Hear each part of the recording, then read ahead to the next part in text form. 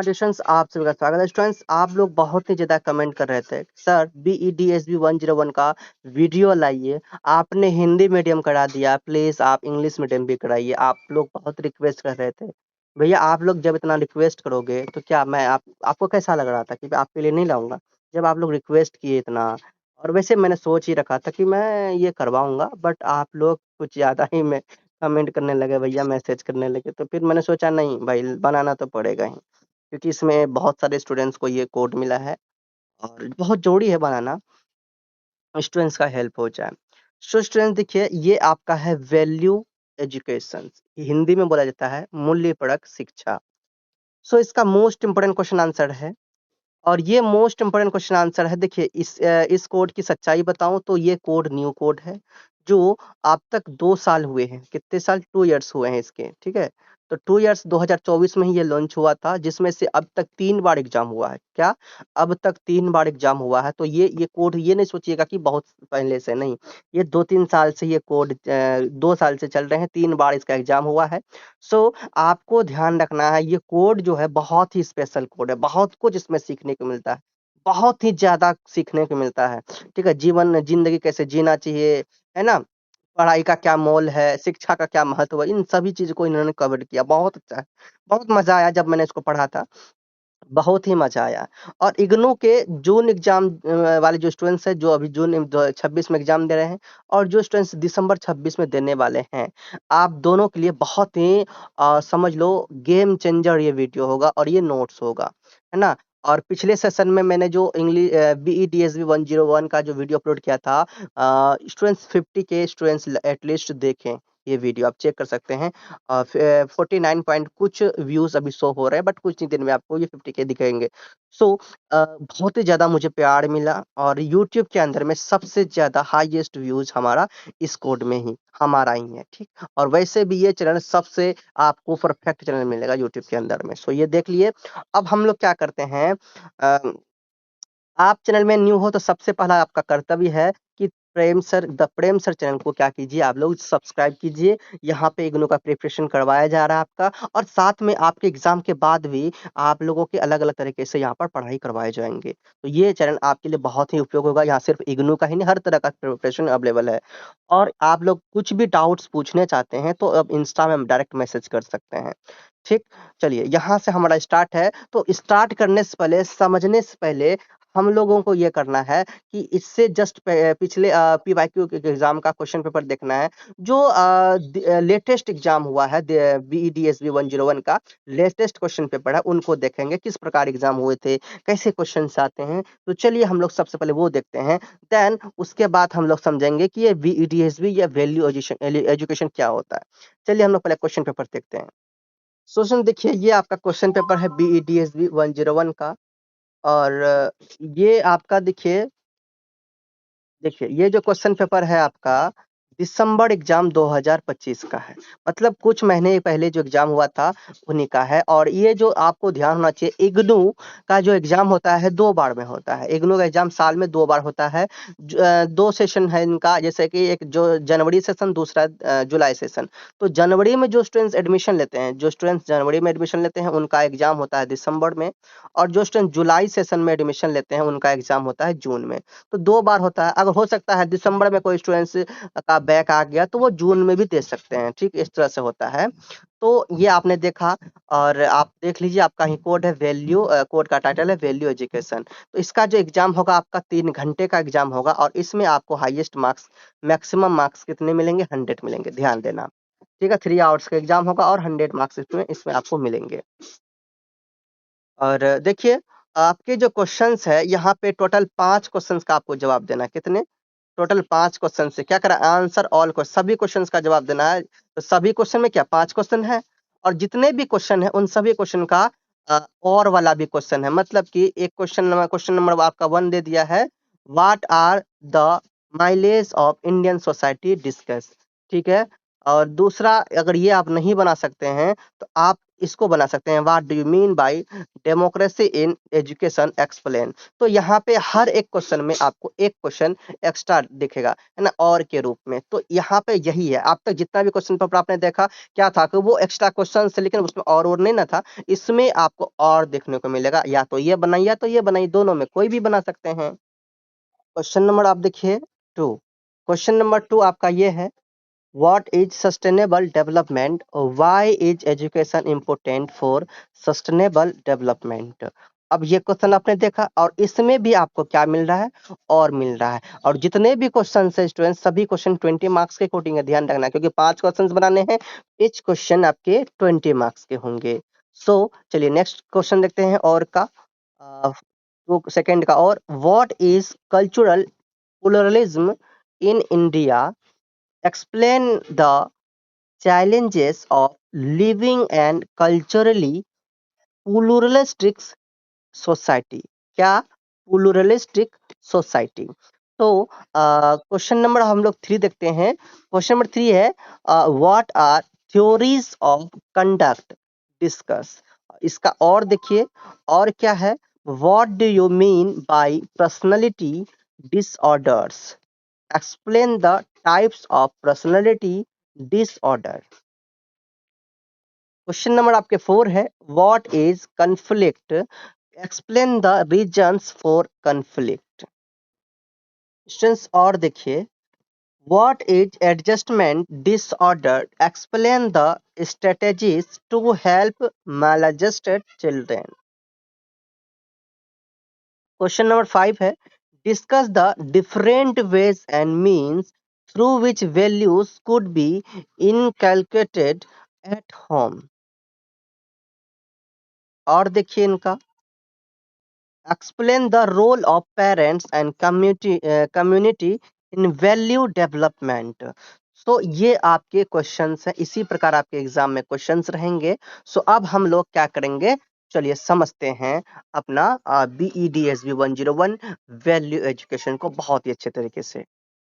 Students, तो देखिए start करने से पहले हम सभी को पता होना चाहिए कि ये वैल्यू एजुकेशन क्या होता है। अगर आपको ये वैल्यू एजुकेशन का मतलब नहीं पता है, तो आपको कोई भी क्वेश्चन समझ में सही से नहीं आएगा, और ना ही कुछ आप आंसर सही से लिख पाओगे। तो जरूरी है आपको ये वैल्यू एजुकेशन को समझना। वैल्यू एजुकेशन को हिंदी में बोला जाता है मूल्यपरक शिक्षा। अब ये मूल्यपरक शिक्षा क्या है, ये समझना बहुत जरूरी है। समझिए, मूल्यपरक शिक्षा यानी कि वैल्यू एजुकेशन वह शिक्षा है जो हमें अच्छे संस्कार, नैतिक मूल्य, सही व्यवहार और जीवन जीने का सही तरीका सिखाती है।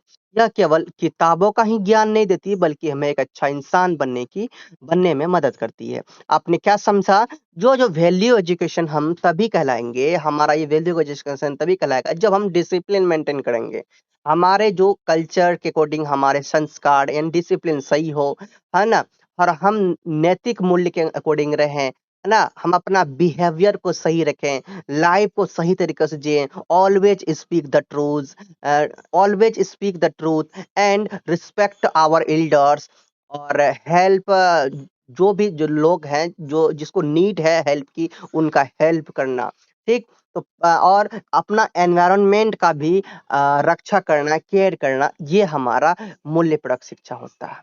ये जरूरी नहीं है कि हम बड़ा डिग्री हासिल कर लिए, हम पढ़ लिए लिख लिए, अच्छा डिग्री हासिल कर लिया, बहुत अच्छा मार्क्स लाए, लेकिन हमारा हरकत अच्छा नहीं है, हमसे लोग खुश नहीं है, ठीक है, तो ये अब रिजल्ट, ये मार्क्स कोई भी काम का नहीं है। तो ये होता है वैल्यू एजुकेशन। आपने क्या देखा, ये जो वैल्यू एजुकेशन हमें ट्रूथ स्पीक करना, ईमानदारी में रहना, है ना, बड़ों का रिस्पेक्ट करना, एजुकेशन को इम्पोर्टेंस देना, डिसिप्लिन में रहना, हेल्प करना, ठीक है, तो ये सभी चीज हमें सिखाती है।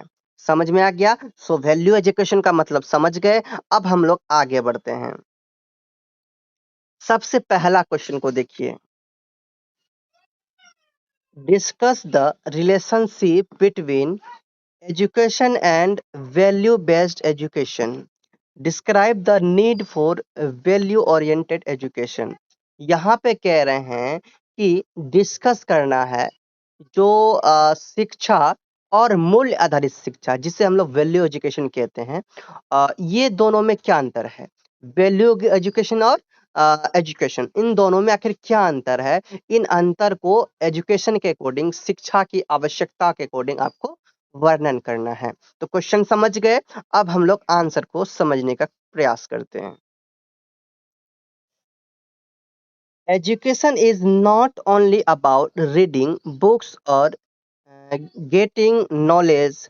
तो एजुकेशन जो है, शिक्षा जो है, वो सिर्फ किताबें पढ़ना या फिर ज्ञान प्राप्त करना नहीं होता।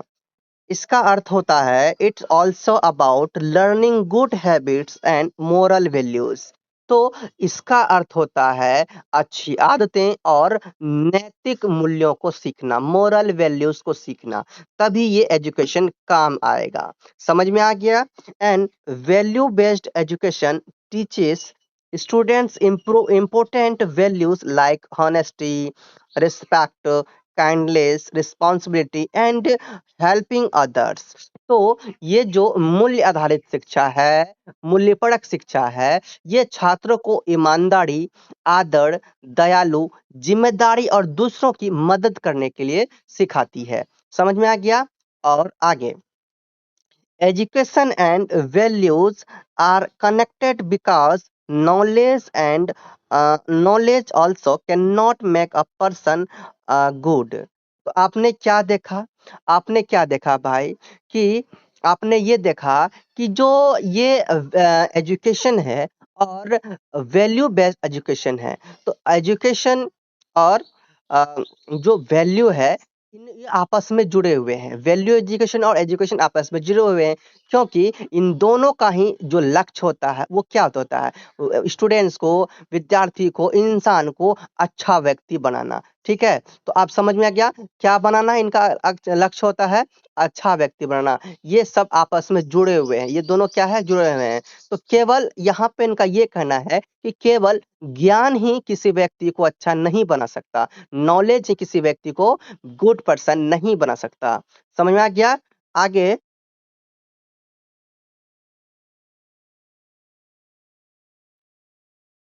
आ person can be very educated but may still behave selfishly if they do not have values। तो अब इसमें आप देखिए, यदि ऐसा होता है, क्या होता है कि कोई व्यक्ति कितना भी एजुकेटेड क्यों ना हो, कितना भी पढ़ क्यों लिख ले क्यों ना हो, यदि उसमें मूल्य नहीं है, उसमें एजुकेशन नहीं है, उसमें उसका व्यवहार सही नहीं है, तो वह एक अच्छा शिक्षित व्यक्ति नहीं कहला सकता। वह स्वार्थी व्यवहार करेगा तो वो अच्छा नहीं कहलाएगा, है ना? तो value based education helps students know what is right and wrong and how make good choices. तो यहाँ पे आपने क्या देखा कि जो वैल्यू एजुकेशन होता है, ये स्टूडेंट्स को सही और गलत का पहचान कराता है, सही और गलत का ज्ञान बताता है ना? और उन्हें सही निर्णय लेने में हेल्प करता है। और अभी आज के समय में today our society faces problems like corruption, dishonesty, violence and selfishness. आपने क्या देखा? तो अभी के समय में आपको देखने को ऐसा मिल ही रहे होंगे ना कि समाज में करप्शन बढ़ गए हैं, डिसऑनेस्टी, भ्रष्टाचार, बेईमानी, हिंसा और स्वार्थ जैसी समस्या का सामना करना पड़ रहा है ना?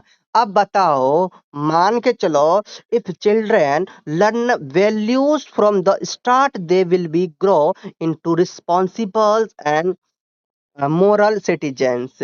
तो अब देखो, यदि बच्चे शुरुआती से अगर ऐसी शिक्षा सीखेंगे, ऐसा चीज सीखेंगे, ठीक है, मूल्यों को सीखेंगे, तो जिम्मेदार और नैतिक मॉरल वैल्यूज उनको वो अपनाएंगे और एक अच्छा आदर्श लोग, विद्यार्थी आदर्श जीवन में आदर्श पर्सन बन पाएंगे। ठीक है, मतलब एक अच्छे इंसान बन पाएंगे। तो अभी से ही उसका टाइम होता है सीखने का, समझने का। ठीक है, आगे,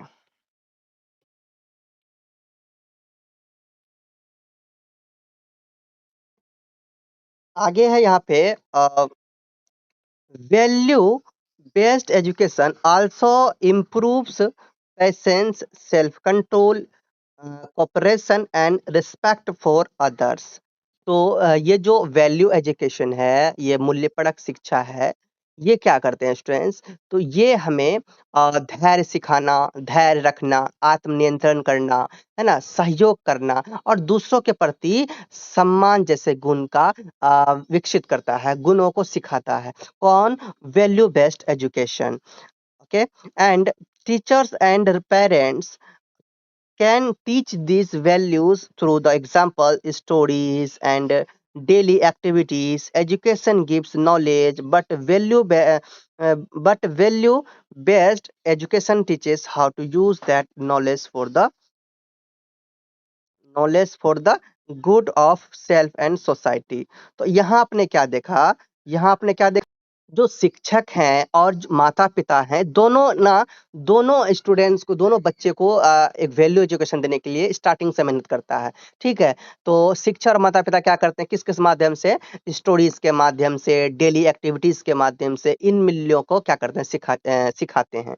और आपने देखा कि जो एजुकेशन है ये ज्ञान प्रदान करवाती है। एजुकेशन से क्या मिलता है? ज्ञान मिलता है। लेकिन जो मूल्य आधारित एजुकेशन है, वैल्यू बेस्ड एजुकेशन है, ये हमें क्या सिखाती है कि उस जो आपने शिक्षा ग्रहण किया है, आपने नॉलेज हासिल किया है, उस नॉलेज का कैसे उपयोग किया जाए। ये सब कौन सिखाता है भाई? ये सब वैल्यू ऑफ एजुकेशन सिखाते हैं। Okay.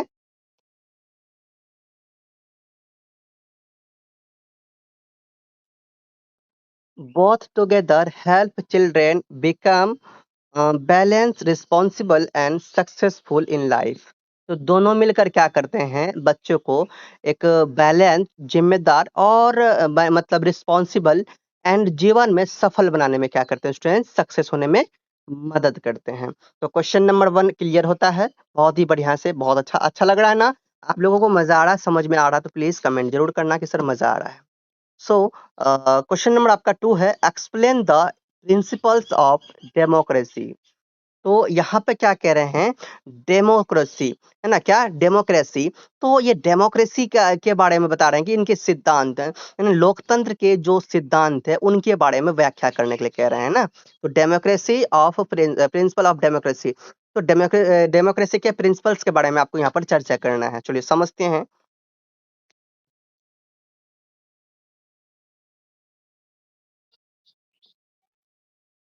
Democracy is a system of government where people have the power of make decisions। लोकतंत्र एक ऐसी शासन प्रणाली है, यानी डेमोक्रेसी एक ऐसी शासन प्रणाली है जहां लोगों को निर्णय लेने की शक्ति प्रदान होती है, जहां लोग लोगों के पावर होते हैं लोगों के पास, कि वो जिसे चाहे उसे बना सकते हैं ना। उसे क्या बना सकते हैं भाई? उसे प्रमुख बना सकते हैं, उसे नेता बना सकते हैं, उसे सरकार बना सकते हैं। कौन? इसमें पावर किसके पास होता है? पीपल के पास, यानी कि लोगों के पास। ठीक है, जनता के पास। So in a democracy every citizen has the right to vote and take part in decision making. तो यहाँ पे क्या, कि जो डेमोक्रेसी है इनमें प्रत्येक जो नागरिक होते हैं उनको मतदान करने का निर्णय और मतदान करने का और निर्णय लेने की क्या होती है, प्रक्रिया में भाग लेने का अधिकार मिलता है। मतलब कि वो डेमोक्रेसी में जो लोग होते हैं वो किसी को भी वोटिंग कर सकते हैं। इसमें ये नहीं कि भाई जबरदस्ती इसे ही वोटिंग देना है। यहाँ पे मान लो बीजेपी और कांग्रेस, तो भाई जरूरी नहीं कि कांग्रेस को ही वोट दिया जाए। अब मान लो जनता बीजेपी को पसंद कर रहे हैं तो लोग बीजेपी को ही वोट देंगे। तो ये बात है। ठीक, तो यहाँ पर निर्णय लेने की जो शक्ति होती है किसके पास होता है? पब्लिक के पास, कि भाई वो किसको बनाए किसको ना बनाए। ठीक, उसके बाद the main principles of democracy include equality, freedom, justice and participation. तो यहाँ पे आप देखिए कि जो डेमोक्रेसी है, डेमोक्रेसी के प्रमुख सिद्धांतों की बात करें तो इनमें equality, freedom, justice and participation, मतलब सहभागिता शामिल है। So equality means that every person is treated the same no matter their religion, caste, gender और वेल्थ। तो आपने क्या देखा, जो ये इक्वलिटी है, इक्वलिटी का क्या मतलब है? तो इसका मतलब होता है कि जो जितने भी व्यक्ति हैं, प्रत्येक व्यक्ति के साथ एक जैसा व्यवहार किया जाना चाहिए। चाहे उनका रिलीजन कुछ हो, कास्ट कुछ हो, है ना? जेंडर कुछ भी हो, कोई भी धर्म से हो, कोई भी जाति से हो, कोई भी लिंग है उनका, तो या फिर धन कुछ भी हो, अमीर हो या फिर गरीब हो, कुछ भी हो, यहाँ पे सबको समान अधिकार दिया गया है। किसके अकॉर्डिंग भाई? ये आपके कॉन्स्टिट्यूशंस के अकॉर्डिंग, है ना? किसके अकॉर्डिंग? कॉन्स्टिट्यूशन के अकॉर्डिंग, मतलब संविधान के अकॉर्डिंग। सो आगे,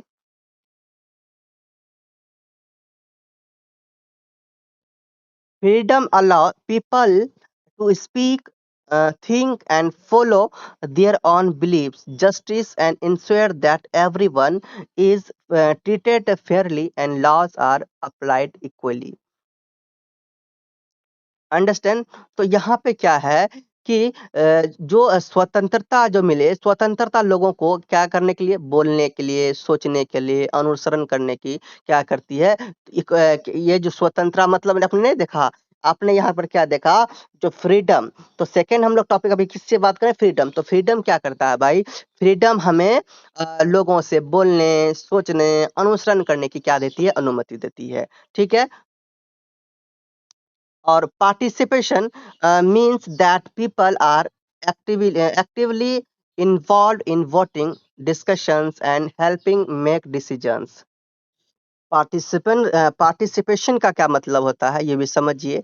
तो पार्टिसिपेशन का मतलब होता है कि लोग मतदान, चर्चाओं और निर्णय लेने में भी ये सक्रिय भागीदारी होंगे, है ना? कोई डिस्कशन करने में वो सक्रिय भागीदारी होंगे। ठीक है?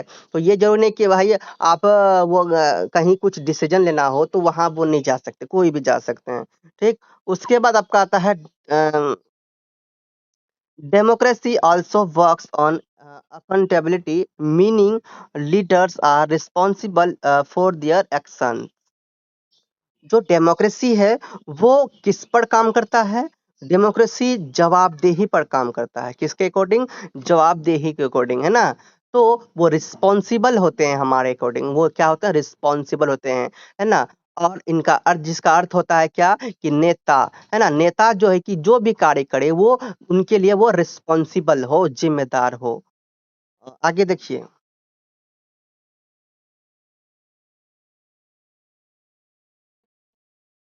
Transparency is important so that people can trust the system. तो यहाँ पर ट्रांसपेरेंसी, तो ट्रांसपेरेंसी तो इम्पोर्टेंस महत्वपूर्ण है, ताकि जो लोग हैं वो व्यवस्था पर भरोसा कर सकें। तो ये बहुत ही ज्यादा इम्पोर्टेंट ट्रांसपेरेंसी। तो ये गवर्नमेंट जो भी बने, तो उनके अंदर क्या होना चाहिए? ट्रांसपेरेंसी होना चाहिए। And respect for human rights, rule of law and tolerate for different opinion are also key principles. तो और साथ में क्या कि जो अ, क्या हो, मानव अधिकार, जो ह्यूमन राइट्स है, तो मानव अधिकारों का यहाँ पे सम्मान किया जाए। और जो रूल ऑफ लॉ है ना? रूल ऑफ लॉ यानी कि रूल ऑफ लॉ यानी आपने ये क्या समझा इसमें? रूल ऑफ लॉ में आपने विधि का शासन और साथ में विभिन्न जो भी मत हैं, उन मतों के प्रति, है ना? उन मतों की जो भी मत हैं, उन मतों के प्रति भाई अपने अपने डिफरेंट ओपिनियंस वो दिखाए। क्या करे? डिफरेंट ओपिनियन दिखाए। और साथ में वो अपने सहिष्णुता की प्रमुख क्या करे? ये सिद्धांत के अकॉर्डिंग काम करे। और साथ में आपने ये देखा कि डेमोक्रेसी इनकरेजेस कोऑपरेशन, है ना? Cooperation and peaceful resolution of conflicts in conflicts. तो आपने क्या देखा? जो लोकतंत्र है ये सहयोग और संघर्षों से शांतिपूर्ण और समाधान को प्रोत्साहित करता है। समझा क्या? कौन? डेमोक्रेसी के अकॉर्डिंग। सो अब आगे देखें कि शॉर्ट में अगर डेमोक्रेसी को समझे, इन शॉर्ट डेमोक्रेसी तो क्या है भाई? Democracy is based on fairness, freedom, and equality.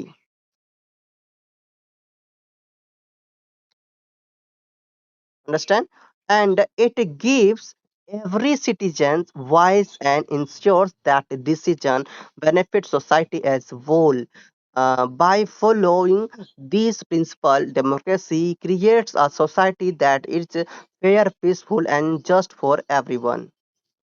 यह प्रत्येक नागरिक को अपनी बात कहने का अधिकार देता है और सुनिश्चित यह करता है कि सुनिश्चित यह करता है कि लिए गए जो निर्णय है वो समग्र रूप से समाज के हित में हो और इन सिद्धांतों का पालन करके लोकतंत्र का यानी डेमोक्रेसी एक ऐसा सोसाइटी का क्रिएट करता है इन सोसाइटी को क्रिएट करता है जो निष्पक्ष पीसफुल मतलब कि जो फेयर पीसफुल एंड सबके लिए न्यायपूर्ण हो अंडरस्टैंड सो क्वेश्चन नंबर 2 क्या होता है आपका क्लियर होता है ना अब हम लोग क्वेश्चन नंबर 3 को देखते हैं explain the values inherent in Indian culture है ना तो यहाँ पे क्या कह रहे हैं इंडियन कल्चर में जो निहित मूल्य है इंडियन कल्चर में वैल्यू इनहेरेंट है इनके बारे में आपको एक्सप्लेन करना है इसका व्याख्या करना है सो चलिए इसको समझते हैं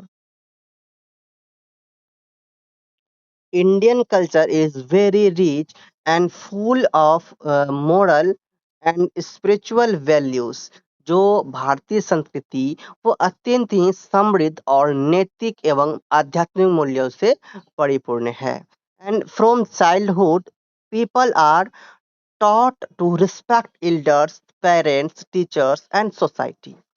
And honesty, kindness, compassion, and non-violence are very important values in Indian culture.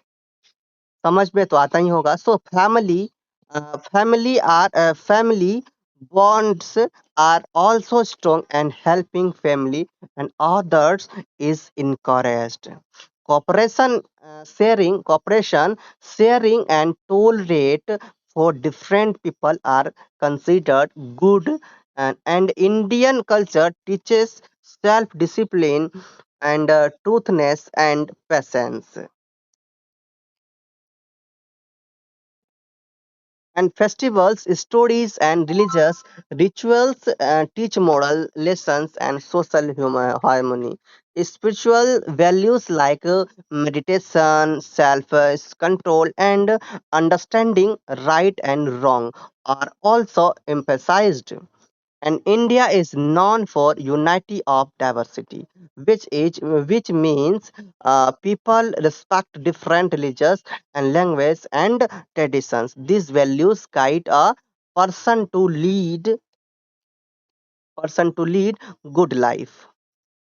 तो आपने यहाँ पर क्या देखा कि बचपन से ही लोगों को बड़ों माता-पिता शिक्षकों और समाज का सम्मान करना सिखाया जाता है देखा जाए ना इसमें ईमानदारी दयालुता करुणा और अहिंसा भारतीय संस्कृति के क्या ये सब महत्वपूर्ण मूल्य हैं और खास करके पारिवारिक बंधन भी इससे क्या होते हैं मजबूत होते हैं और परिवार तथा दूसरों की मदद करने को क्या होता है प्रोत्साहित होता है इनको प्रोत्साहित किया जाता है तो इसी प्रकार सहयोग सहयोग भी इसमें सहयोग भी आते हैं तो सहयोग क्या करते हैं कि साझा करना और विभिन्न लोगों के प्रति सहिष्णुता को अच्छा माना जाता है ठीक है इसी प्रकार आपने यहाँ पर देखा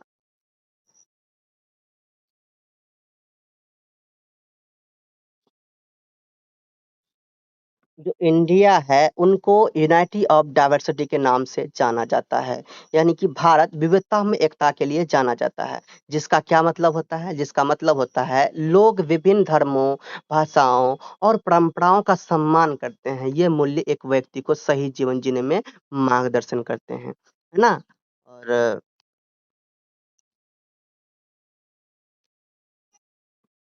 good life, maintain healthy relationship and live peacefully in society. आगे है practicing these values also helps in personal growth, making wise decisions and contributing to society.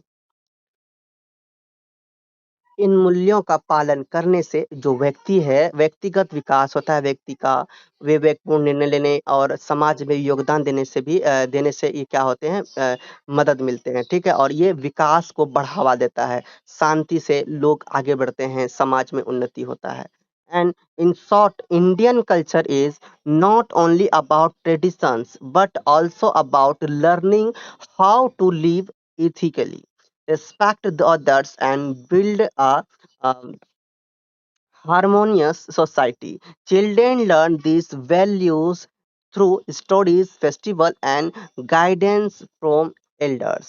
तो भारतीय संस्कृति केवल परंपराओं तक ही सीमित नहीं है, बल्कि इसमें नैतिक है ना, नैतिक रूप से जीना, दूसरों का सम्मान करना और एक सामंजस्यपूर्ण समाज का निर्माण करना। ठीक है, तो ये सब करना क्या है, इनके बारे में भी हम लोग सीखते हैं। ठीक है, और बच्चे खास करके कहानियां, त्योहारों और बड़ों का मार्गदर्शन इसी मूल्य से सीखते हैं, यहीं से सीखते हैं। ठीक है, इन्हीं मूल्यों से। सो क्वेश्चन नंबर 3 कंप्लीट होता है। क्वेश्चन नंबर 4 देखिए, what is sustainable development, explain how to inculcate values in children. ठीक है, तो कह रहे हैं कि सतत विकास क्या है, बच्चों में मूल्यों को कैसे विकसित किया जाए, कैसे इनकलकेट किया जाए, इनके बारे में आपको यहाँ पर बताना है। खास करके इसमें आपको ये पता होना चाहिए कि जो सस्टेनेबल डेवलपमेंट है आखिर ये है क्या, इनके बारे में समझना है।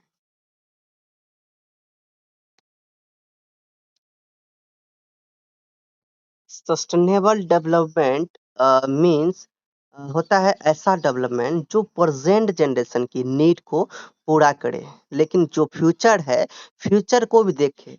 प्रेजेंट जनरेशन का तो पूरा करे ही, साथ में फ्यूचर का भी ध्यान रखे कि फ्यूचर में कोई नुकसान ना हो, हमारे आने वाले पीढ़ी को, आने वाले जनरेशन्स को कोई भी नुकसान ना हो। उनके नुकसान को देखते हुए हमें सही तरीके से जो भी आपके हमारे नेचर में, प्रकृति में जितने भी संसाधन, उन संसाधन का सही उपयोग किया जाए। इसका उद्देश्य होता है economic growth, social welfare and environmental protection के बीच बैलेंस बनाए रखना। ठीक है, और खास करके बच्चों में अगर ये चीज़ अगर देखें, किसके अकॉर्डिंग, बच्चों में अगर वैल्यूज़ को चिल्ड्रन में अगर इनकलकेट करें यानी विकसित करें, तो इनके तरीके क्या है भाई? जो पेरेंट्स हैं, पेरेंट्स और टीचर्स को गुड रोल मॉडल बनाना चाहिए, जो से कि मतलब ऐसे समझाना चाहिए पेरेंट्स और टीचर को कि जो बच्चे हैं उन चीज़ों को समझे, सीखे, उनका महत्व को जाने। और बच्चों को हॉनेस्टी, रिस्पेक्ट, काइंडनेस और रिस्पॉन्सिबिलिटी की इम्पोर्टेंस सिखानी चाहिए इसमें। एंड साथ में ही बच्चों को moral stories and real life examples के थ्रू वैल्यूज समझानी चाहिए सस्टेनेबल डेवलपमेंट का। और गुड बिहेवियर को अप्रोप्रिएट ना सॉरी गुड बिहेवियर को अप्रिसिएट और इनकरेज करना चाहिए। एंड शेयरिंग, कॉपरेशन और हेल्पिंग नेचर की भी हैबिट डेवलप करनी चाहिए, किसमें, बच्चों में। एंड साथ में होम और स्कूल में पॉजिटिव और केयरिंग एनवायरनमेंट देना चाहिए। सो समझे, ये है सस्टेनेबल डेवलपमेंट। सो देखिए, ये आप जो भी मैंने यहाँ पर दिया है ना, वो बहुत ही इजी लैंग्वेज में दिया, आप लोग खुद इसे पढ़कर समझ सकते हैं। ठीक, सो नेक्स्ट क्वेश्चन देखिए, question number 5, what does the word good mean, what is self realization. तो देखिए, क्वेश्चन में कह रहा है कि ये जो वर्ड है गुड का, ये गुड का क्या मतलब है, गुड का क्या अर्थ होता है, और साथ में सेल्फ रियलाइजेशन आखिर ये क्या है, इनको भी बताना है। सो समझते हैं इन लोग ये आखिर क्या है। तो the word good means being honest, kind and helpful others. जो गुड होता है, अच्छा, गुड का मतलब अच्छा, तो ये अच्छा जो होता है, अच्छा शब्द का क्या मतलब है कि ईमानदार, दयालु और दूसरों के मदद करने वाला। गुड का मतलब क्या हुआ भैया? गुड का मतलब क्या हो गया कि being honest, kind and helpful to other. A good person always tries to do the right thing and never harm anyone। जो गुड पर्सन होते हैं, जो अच्छा व्यक्ति होते हैं, वो हमेशा सही काम करने की कोशिश करता है और कभी किसी को नुकसान नहीं पहुंचाना चाहता। They respect parents, teachers, elders and friends. तो वो हमेशा क्या करते हैं स्टूडेंट्स, वो क्या करते हैं, वो माता पिता, शिक्षक और बड़ों के साथ साथ दोस्तों का क्या करते हैं स्टूडेंट्स, सम्मान करते हैं, रिस्पेक्ट करते हैं। सो समझे।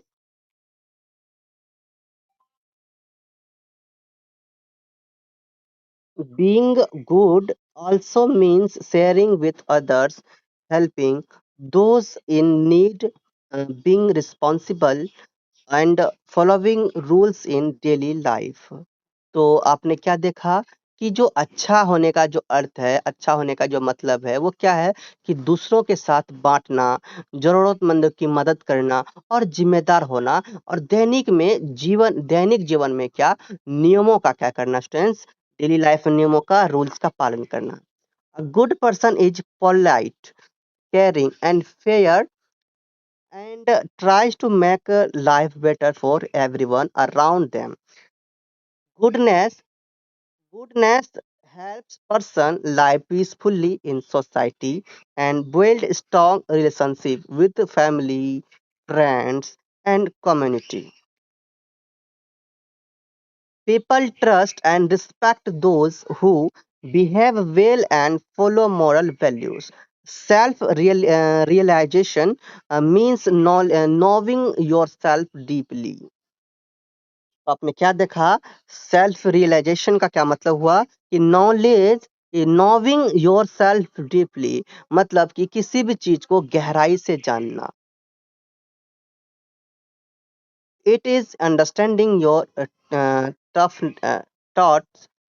It is understanding your thoughts, feelings, stance, weakness, and your purpose in life. A person with self-realization can control anger, make good decisions, and think carefully before acting, and remain calm difficult situations. Self realization जो होते हैं व्यक्ति, उसमें क्रोध पर नियंत्रण किया जा सकता है। वो व्यक्ति क्या करते हैं, क्रोध पर नियंत्रण रख सकता है, ठीक है, और अच्छे निर्णय ले सकता है, कार्य करने से पहले सावधानी पूर्वक सोच सकता है, कठिन परिस्थितियों में शांत रह सकता है ना।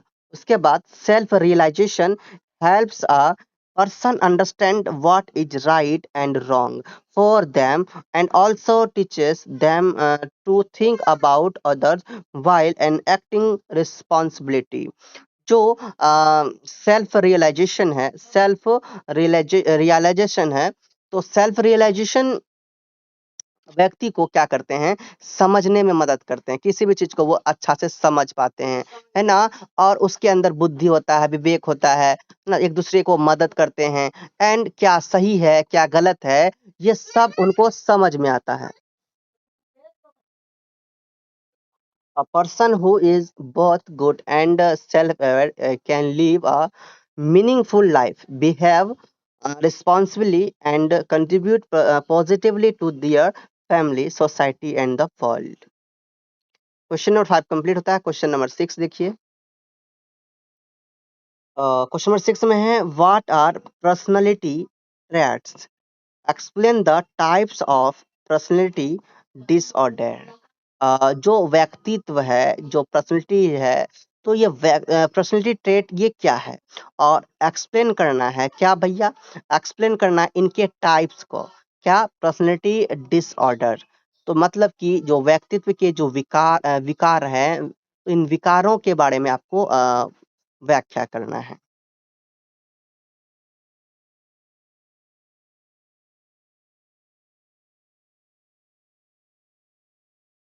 Personality traits are the consistent patterns of thoughts, feelings, and behavior that make each person unique.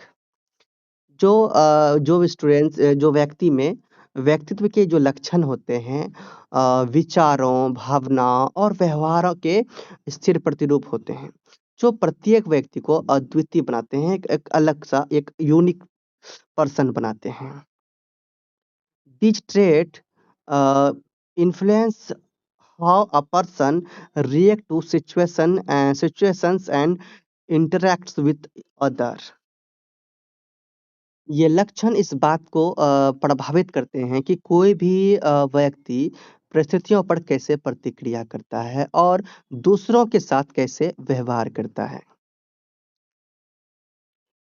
Traits such as honesty, confidence, patience, and friendliness and responsibility develop from childhood through family environment, culture, and life experiences.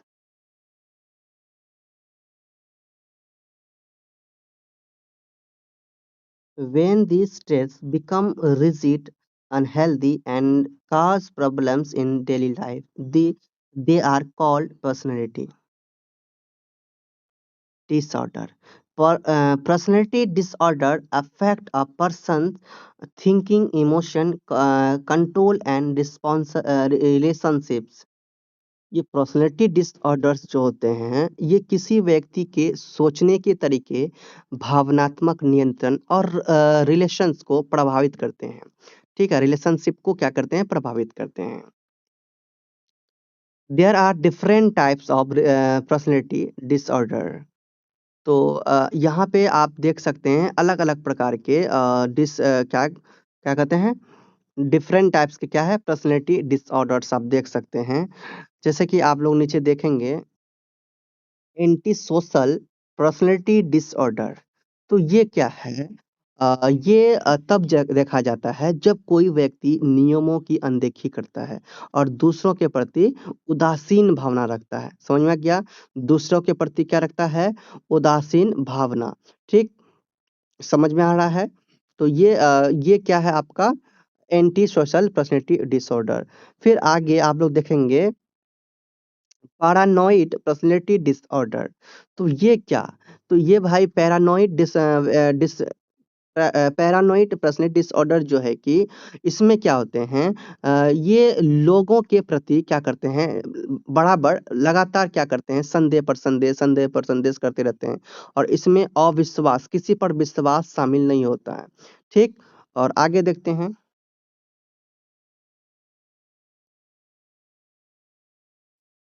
Next आपका है narcissistic personality disorder. तो ये जो है ये विकार आपके क्या करते हैं, तो इस डिसऑर्डर में अत्यधिक आत्म महत्व और सहानुभूति की क्या होती है, कमी होती है। ठीक? Avoidant personality disorder. तो इस डिसऑर्डर में क्या होते हैं, ये समझिए। तो इस डिसऑर्डर में जो होते हैं सामाजिक भय, जो समाज के जो डर, ये शामिल होते हैं। ठीक है? और परिस्थितियाँ जो है कि वो तनावपूर्ण होती है और आत्मविश्वास जो होता है इसमें कॉन्फिडेंस कम होता है। ठीक? और आगे ऑब्सेसिव पर्सनैलिटी डिसऑर्डर। तो इस डिसऑर्डर में देखिए सौ extreme perfectionism and need for control. तो यहाँ पे आपने क्या देखा कि ये जो होते हैं कंप्लीटली व्यक्तिगत होते हैं और खास करके कंप्लीटली ये नियंत्रण में पूर्णतावाद होता है और खास करके ये नियंत्रण की इसमें आवश्यकता दिखाई देती है। और ये जो विकार होते हैं, ये जो विकार होते हैं ये व्यक्तिगत होते हैं, सामाजिक और कार्य जीवन में कठिनाइयाँ ये पैदा करते हैं। ठीक है? तो आगे तो यहाँ पे आपने देखा क्या कि this disorders create difficulties in personal, social and work life with proper counseling, understanding, and support people for with personality disorder can improve their behavior and life and live a more balanced life। ठीक है?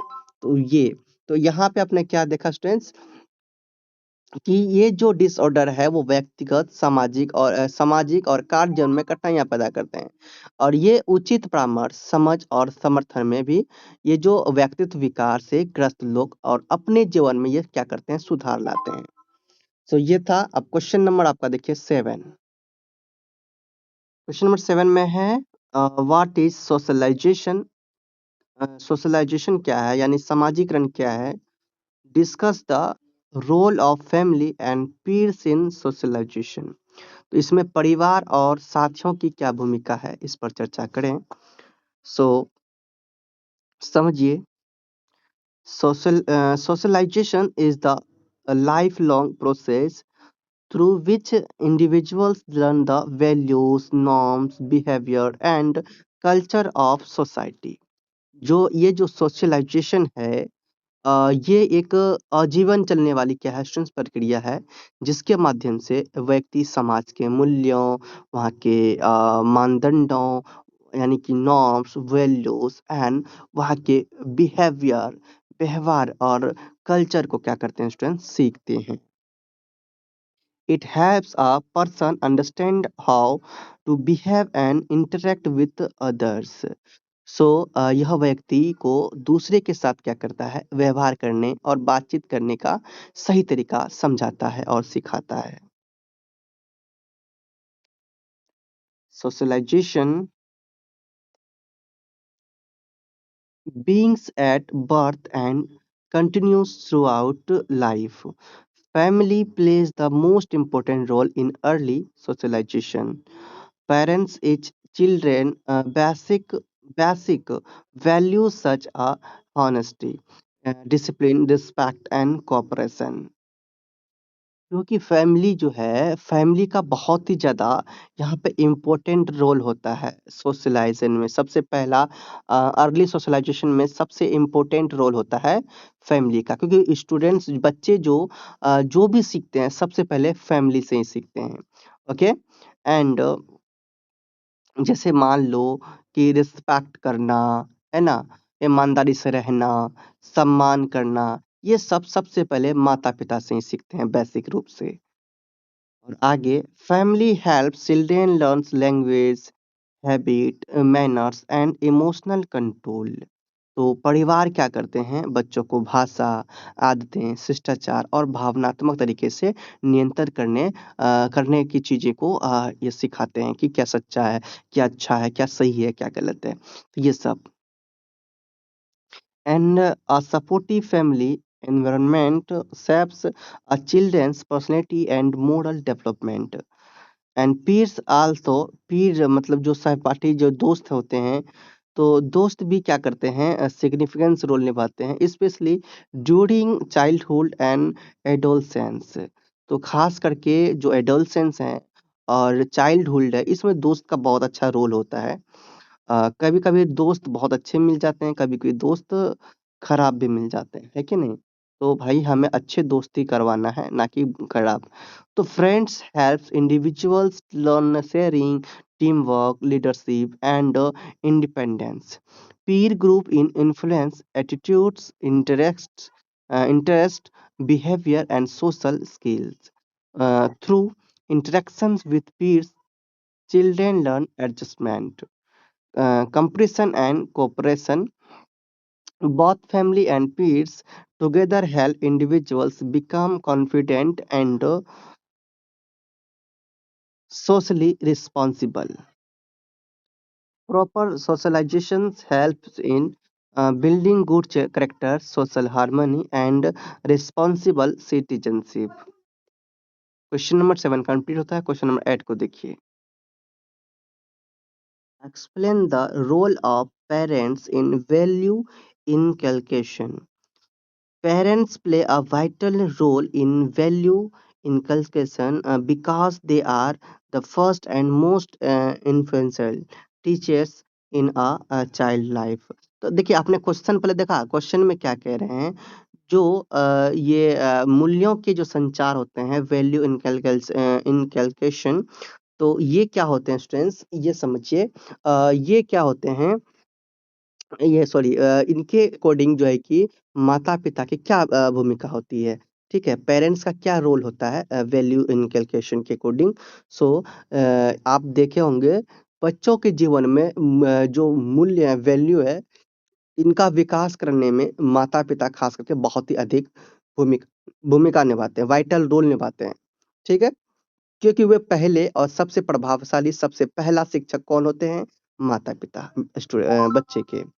So children learn values mainly by observing the behavior of their parents. Parents teach values such as honesty, respect, kindness, discipline, and responsibility through daily action and guidance. A loving and disciplined home environment helps children develop moral behavior and positive attitudes. Parents guide children to understand the difference between right and wrong and help them follow social rules. Through communication, storytelling, and personal example, parents shape the character of their children. They encourage good habits, patience, sharing, tolerance, and empathy. Parents also help children develop self control and respect for elders and society. When parents practice moral values themselves, children naturally adopt them. Strong values learned at home help children face life challenges and become responsible and ethical members of society. Question number आपके सामने 9। Home यानी कि घर the first place of learning सीखने का सबसे प्रथम स्थान है। इसके बारे में आपको चर्चा कीजिए आखिर ये कैसे घर सबसे प्रथम स्थान है सीखने के लिए। तो home is the first place of learning because a child starts learning from birth with in the family. यहाँ पे क्या है कि जो घर जो है कि सबसे पहला स्थान होता है क्योंकि जो बच्चा है जन्म से ही आप देखते हो कि जन्म से ही क्या होते हैं परिवार के पास रहते हैं परिवार के पास रहते हैं परिवार के साथ से बोलते हैं बोलते हुए देखते हैं परिवार को परिवार जो भी करते हैं वो उनको देखते हैं और उनसे सीखते हैं तो क्या देखा कि घर जो है होम जो है सीखने का सबसे पहला स्थान है क्योंकि बच्चा जन्म से ही परिवार के भीतर रहना और सीखना क्या करते हैं भाई शुरू कर देते हैं और before going to school a children learns basic habit language behavior and values at home। तो स्कूल जाने से पहले बच्चा घर पर ही क्या करते हैं बेसिक हैबिट्स को सीखते हैं लैंग्वेज व्यवहार और मूल्य को क्या करते हैं सीखते हैं। Parents and elders teach children how to speak behave politely respect other and follow rules। Home helps a child understand love, care, sharing, and cooperation. The family environment plays an important role in shaping children's personality, and good habits such as cleanliness, honesty, discipline, and responsibility are learned at home. Children also learn emotional skills like patience, tolerance, and self control by observing family members. At home, children feel safe and comfortable, which helps them learn naturally. Parents guide children through daily activities and correct their mistakes with care. The learning at home creates a strong foundation for school education and social life. If the home environment is positive, children grow into confident and responsible individuals. Therefore, home is rightly called the first and most important place of learning. So, students, आपने देखा कि घर कैसे प्रथम स्थान बन गया and second 10 number आपका क्वेश्चन है what is media and explain the negative effects of media. तो मीडिया क्या है और मीडिया के जो नेगेटिव इफेक्ट है वो क्या है वो आपको समझाना है।